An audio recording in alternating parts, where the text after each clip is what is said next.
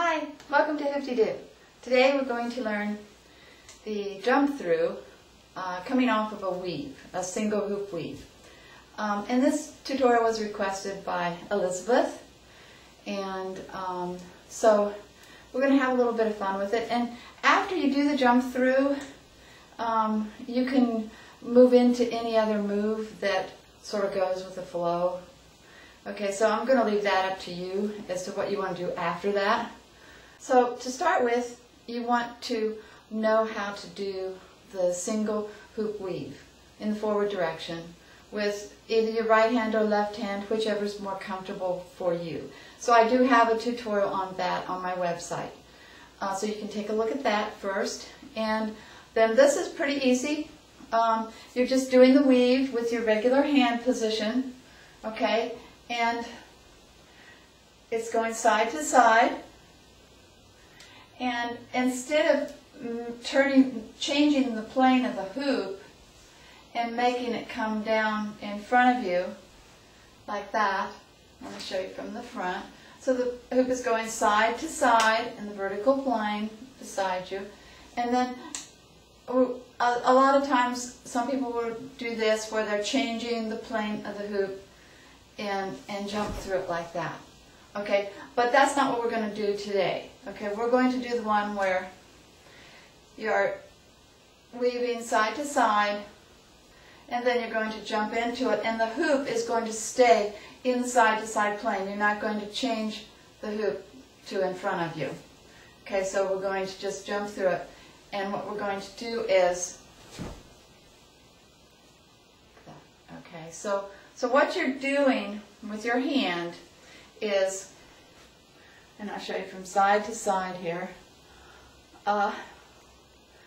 Okay, so your hand, if you're with your right hand and you're doing the weave and it comes back to your right side, then you're going to bring it up, and when you bring it up and down, then you're going to jump through. And you start with your left leg jumping through it, and the right leg goes next. And then you're really controlling it a lot with your thumb on the inside of the hoop here when it comes out. Okay?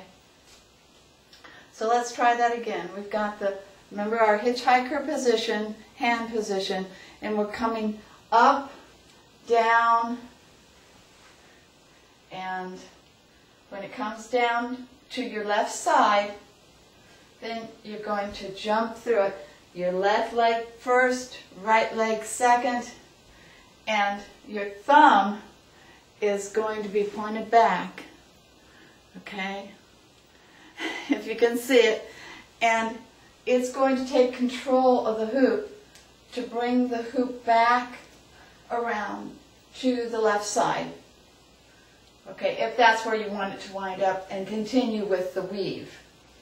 Okay, so you've got the hitchhiker position, you're bringing it back, up, keeping it in plane, down to your side, and when it comes down to your side, you're going to jump through, and your thumb is going to be pointed up on the inside of the hoop, and you're going to bring your hand around and sort of move your hand on the hoop from the inside where your thumb is to the outside, and then bring it back down, up, and back into your weave.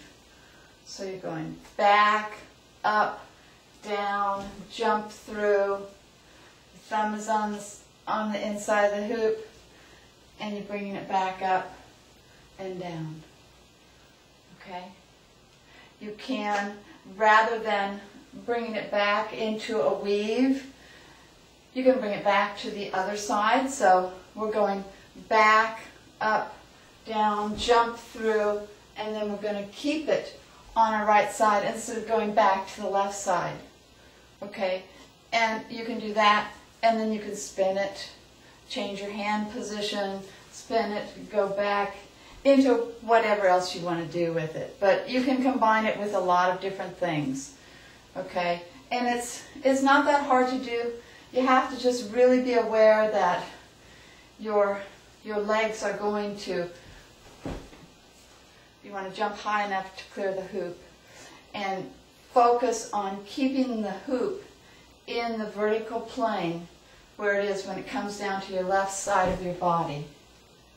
Okay? And basically that's about all there is to it.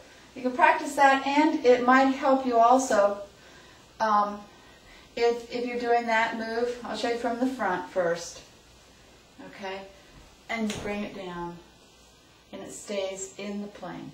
If you want it to go back over to the left side, we'll try that. Okay? And you can try practicing this one and the other one where you're not keeping it side to side in a vertical plane, where you are just bringing it and the hoop faces you.